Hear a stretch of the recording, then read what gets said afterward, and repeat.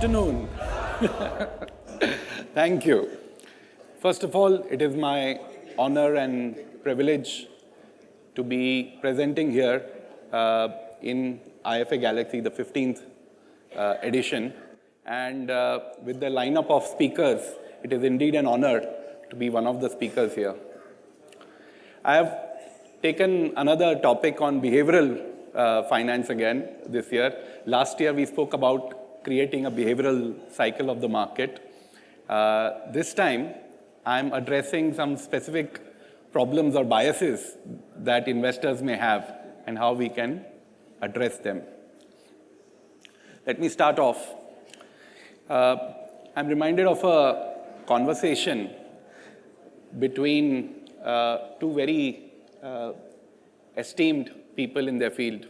In the last century, one of the brightest minds and scientists was a person named Max Planck, founder of quantum physics, Nobel Prize winner.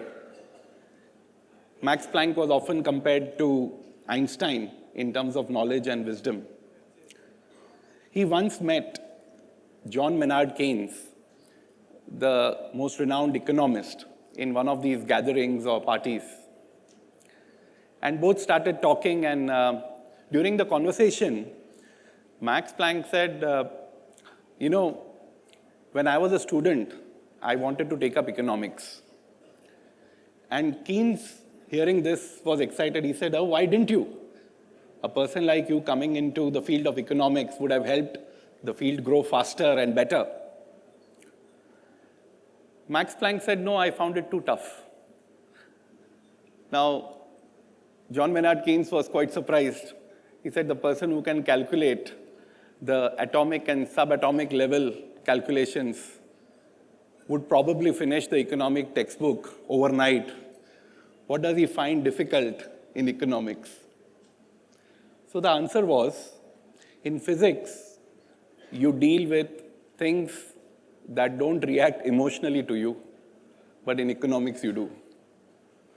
Unfortunately, from 1950s onwards, economists had this, what is called physics envy. They tried to make all their observations and theories like physics with the exact input-output ratio. Unfortunately, economics, which was supposed to be the queen of social sciences, became the slave of natural sciences. And an important assumption was taken that in any decision, human beings are perfectly rational. Whenever money is involved, people are not perfectly rational. Emotions get in the way every time. And that's why it is said that investments is simple, but it's not easy. People swing like a pendulum between greed and fear in the markets, but there are other common biases that impact their decision-making. First is confirmation bias. If you have decided that you want to take up a certain investment, you will only want to meet people and read research report that agrees with you. If you decided I want to invest right now in a small cap fund, you will hunt for all the arguments that make you invest in a small cap fund today. Overconfidence. If we have a few trades which have done very well, we start thinking that, okay, I can do anything.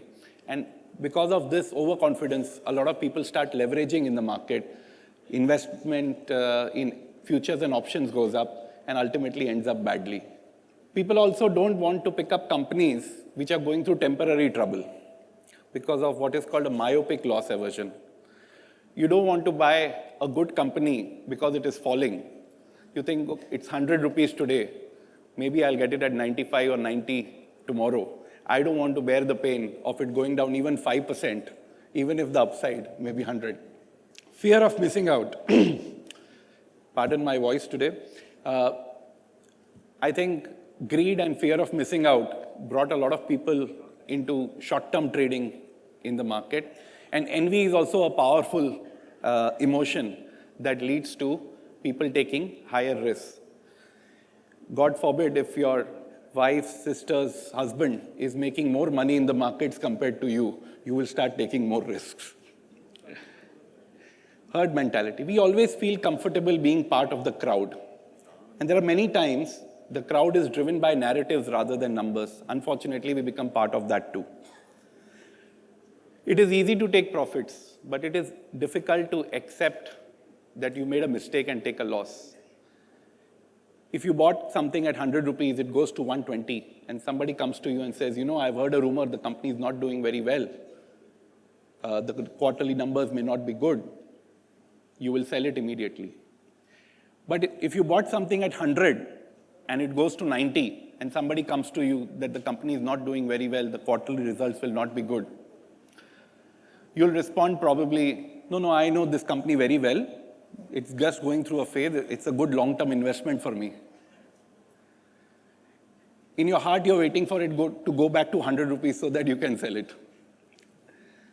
The house money effect. This happens in casinos a lot. People go with a certain amount to play in a casino. If they make a profit, they treat that as a separate mental account. They keep the two amounts in different pockets. And whatever profit they have, they take more risk with that. Now, some of you may think, what's wrong in that? The person is playing with profits. But that's not how wealth creation happens. So a lot of these biases impact our decision making, and I will highlight some of the tools that can help clients and yourself in taking better investment decisions and having a better journey towards wealth creation. All these ideas that I'm talking about, we practice at Bajaj Finserv AMC. I'm taking a concept of nudge. This is a picture of the UP Transport Department's buses. The UP Transport Department realized that they are having a huge number of accidents and a lot of fatalities in road transport. They decided to train the drivers to be better at driving, tell them to follow the rules. All the training was done, but there was no drop in fatalities or accidents that were happening. Then they tried something different. They told the drivers to keep a picture of their family on the dashboard while they are driving. Suddenly, the number of accidents dropped. It happened in Andhra Pradesh also. This was a nudge. They were not telling the driver while he's driving, drive this way, drive that way. But they created a nudge which made the driver conscious of not overspeeding, not talking on the phone while driving, and the number of accidents reduced. That somebody is waiting for you at home to come back in one piece. This is an idea which was talked a lot about by Richard Thaler and Cass Sunstein in their book Nudge, and I would recommend people to read this book, have a look at this book. It talks about how people need help in some of the decisions to make their lives better. And not pushing them, but just nudging them, hinting them that what is right for you. There are many problems where people require to exercise their self-control, and often they give in to emotions and temptations. Investing, like dieting and exercise, you will find it requires short-term sacrifice so that your long-term is good. It requires you to save now, invest now with discipline so that your retirement and your children's life is better. And this requires people some help in terms of getting them to be disciplined and committed. So a few nudges I have put here which can be used by anybody to be a better investor. The most important thing, and this has been spoken about by many speakers earlier also, is to think long term. If we get our investors to think longer term, most of the problems get solved. From 1978, when the Sensex was created, to now, we've got almost 16% compounded returns in the index. This is just the index. Now, in this journey, there were so many wars, recessions, crises, budgets, government changes, Federal Reserve meetings. But this is what the power of equity investment has been.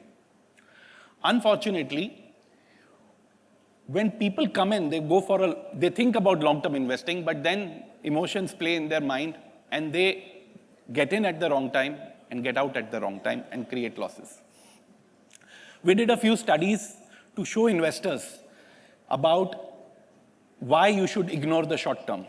We took data of daily Nifty movement since year 2000 till a few days back.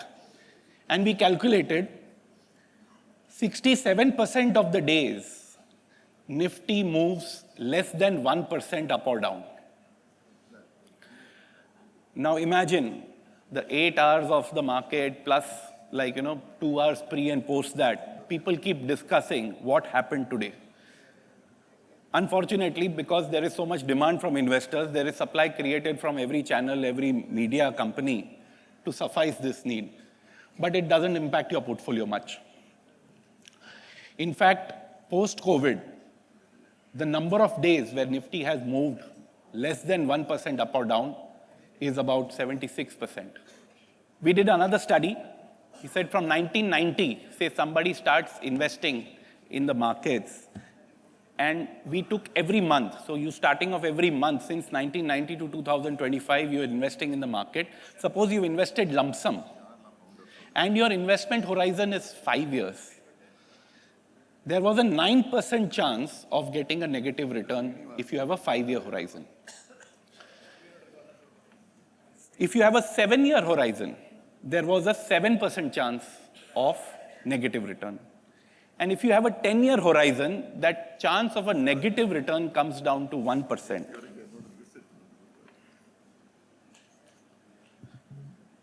And equity markets, how risky they are, see. Look at the SIPs. From the same time, though SIPs were not there at that time, but we took a study that let's take Sensex and put an SIP on it. If you have a 5-year SIP, there is only a 12% chance that you will have negative returns. A 7-year, 10-year, 10%. And a 10-year period SIP, the chance is just 7%. Still, I think the crowd is not satisfied. Reminds me of a story where one person goes to his psychologist and says, "Sir, I'm scared of flying in airplanes." The doctor says, you are unnecessarily scared. The chance that you will be in a plane and there is a bomb on that plane is only 1 in a million. So the patient says, no, I'm still scared that whenever I go to a plane, something will happen, there will be a bomb on the plane and I'll die. 1 in a million chance is also not good for me. So the doctor suggests do one thing. Next time you go in the plane, carry a bomb with you. Having 2 bombs in one plane is a 1 in a billion chance. So even if you are doing an SIP and you're stuck in a period where you put a 10-year period SIP and you have a 7% chance of losing, you ended up in a losing year. Hold for just 2 more years. Don't redeem. And the chance of loss is 0. If you think long-term, most of the problems get addressed. To help customers think long-term, one should focus on long-term asset class returns rather than just showing them how the market has done recently. Bring retirement and investment goals into the discussion rather than talking about who gets the best returns. Portfolio statements also, rather than showing them 1 week, 1 month, 3-month returns, it's better to show them longer-term returns, how their portfolios have performed and how they are moving towards their goals. Expect people to make errors. They will get greedy when market is up, fearful when market is down. This chart is a chart of Nifty and Nifty small cap index for last 20 years. Nifty returns are 14.9% compounded and small cap returns are 14.8% compounded. That's the difference in 20 years. But what happened in between? If you now dissect these 20 years, I divide the small cap index by Nifty. So whenever this green line is going up, small cap is outperforming Nifty.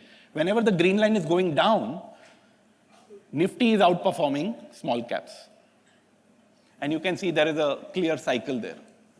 Unfortunately, whenever this green line gets at the top, people get excited to invest in small caps. Whenever this green line falls is at the bottom, people just hate small caps. They do exactly opposite of what they should be actually doing. People give in to temptation, so it is important to tell them to be greedy when others are fearful and fearful when others are greedy. It is better to take a certain pre-commitment from clients that I will change your asset allocation when the valuations are attractive. At that time, if you call up a person and ask, sir, can I do this change in asset allocation? Most probably the person will be too scared to change. SIPs work because they are automatic. There is a pre-commitment. Suppose the banker calls up every investor and says, sir, today your SIP of 10,000 rupees is due in the Bajaj Finserv Flexi Cap Fund. Should I go ahead? Most of the time, the answers will keep changing, amounts will keep changing, and most likely the funds will keep changing. To get a discipline, a pre-commitment is extremely important. Use this inertia or status quo bias of investors to make them stick to the long-term plan that you have charted for them. Create model portfolios. Create default asset allocation models where you show client what an aggressive portfolio, a balanced portfolio, a defensive portfolio does. You can say 99% of the times, your clients will not pick up any of these models. Then why is this important? Because it is a point where you have to introduce risk into the discussion with your client. That risks and returns, aggressive portfolios, defensive portfolios, they move differently. And your asset allocation has to take care of risk also in there. It is better to use images rather than just numbers. So we've created certain samples to show people that if you do a certain amount of SIPs for a certain amount of years, this is the car you can purchase at the end of the period. This is the kind of dream wedding or destination wedding you can have. And this is the place you can send your kids for studies. Images work better than numbers. And if you identify with their goals, it's even better. I was visiting a conference in Hong Kong where one of the companies had made a very fantastic model for investments. They scan the picture of the client, and then the AI creates an older image of that client. And then they start financial planning with the client. As the client increases the present savings and investments, the present face may become a little flatter or frown a little, but the older age face starts smiling. And if the person reduces the investments or savings, ultimately the older guy starts frowning and crying. Right? So this gives a good idea to the client, like, what am I actually doing with my savings and investments?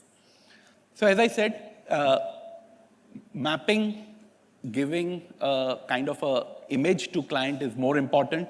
Increasing contributions at the right time through asset allocations plans is important. And also maintain an investment journal for every client. Note down what discussions were done with the client. Note down what decisions were taken. When you're evaluating the client's portfolio, I think this helps. Telling the client, see, this is what we had designed your portfolio for, and this is what it is meeting. Otherwise, it is very easy for the client to forget the first conversation they had with you. So like doctors keep a pad for every patient they meet, you should keep a pad for every investment journal for every clients that you help. Some of the other thoughts, I think what is least appreciated is network with the right people.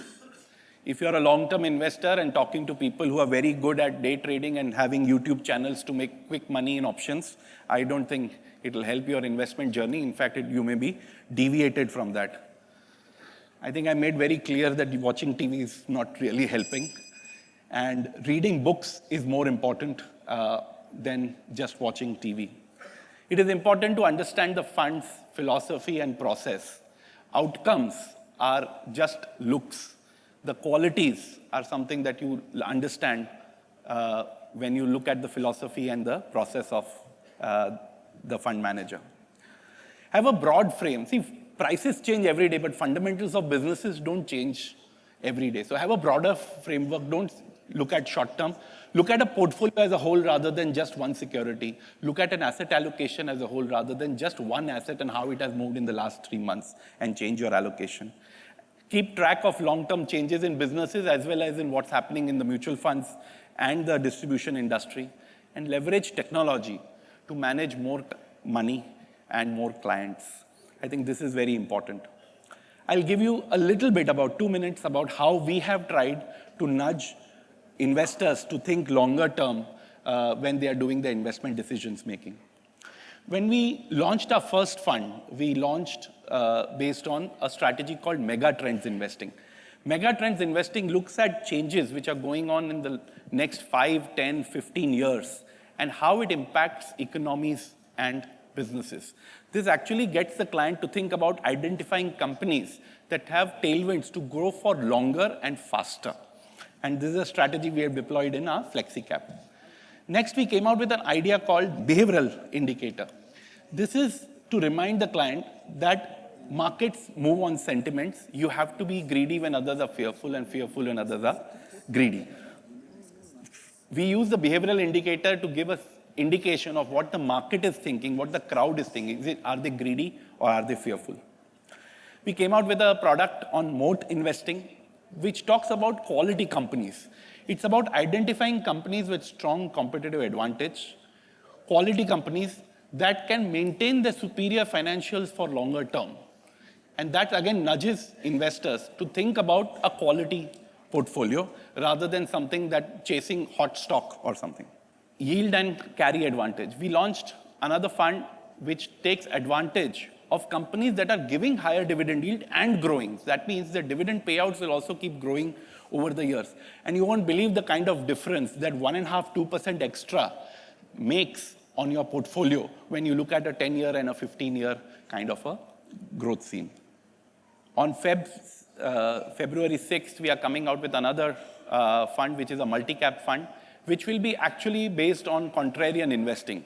Companies that are good, but people don't like them temporarily because of some issue that they are going on, and they are available at an attractive valuation. So from our side, what we have tried to do is bring out funds which clearly talk about long-term, long-term, long-term, so that investors know that when they're getting into the journey, they should have a higher, longer investment horizon, and that's what will give them the best kind of returns. Thanks to the support that many of you here have given us, we are now about over 19,000 crores, about 20,000 crores in AUM. And this is thanks to the support that you guys have given us, and I'm sure you will continue that support. Thank you very much.